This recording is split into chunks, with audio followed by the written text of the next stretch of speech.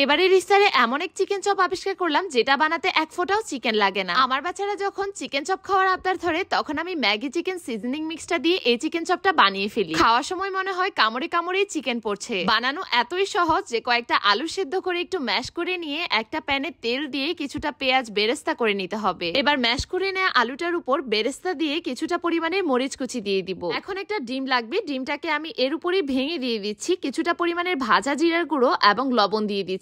এখন আমি ম্যাগির নতুন প্রোডাক্ট এসেছে ম্যাগি চিকেন ম্যাজিক, এটা অ্যাড করে দিব। যে কোনো সুপার শপে আপনারা পেয়ে যাবেন। এই মশলাটা দেওয়ার কারণে মূলত এই আলুর চপটা চিকেন চপের মতো হয়ে যাবে। ছোটবেলা থেকে বিভিন্ন খাবারে আমার মা ম্যাগির মশলাগুলো ব্যবহার করতো। এখন আমি বড় হয়ে আমার বাচ্চাদেরকেও ম্যাগির মশলাগুলো ব্যবহার করে বিভিন্ন খাবার বানিয়ে দিই। এখন আমি হাতের সাহায্যে গোল গোল করে আলুর চপের শেপ দিয়ে সবগুলো আলুর চপ রেডি করে নিব। আরেকটা প্লেটে আমি কিছুটা পরিমাণের বিস্কুটের গুঁড়ো করে নিয়েছি। এই বিস্কুটের গুঁড়োর মধ্যে আলুর চপগুলোকে দিয়ে ভালোভাবে কোট করে নিতে হবে। কোটিং করা হয়ে গেলে আলুর চপগুলো রেডি হয়ে যাবে ভেজে নেওয়ার জন্য। সবগুলো আলুর চপ আমার কোটিং করা হয়ে গিয়েছে। এখন একটা প্যানে আমি তেল দিয়ে দিচ্ছি, সামান্য তেলেই ভেজে নিতে হবে। এতে করে নাস্তাটা আরো হেলদি হবে। যেহেতু আমি বাচ্চাদের জন্য বানাচ্ছি তাই কম তেলটাই আমি প্রেফার করি। গোল্ডেন ব্রাউন কালার করে ভেজে নিলে রেডি হয়ে যাবে ম্যাগি চিকেন ম্যাজিক ফ্লেভারের আলুর চপ। এই আলুর চপটা জাস্ট একবার ইফতারে ট্রাই করবেন, দেখবেন বাসার সবাই রেসিপি নেওয়ার জন্য আপনার পিছে পিছে ঘুরতে থাকবে।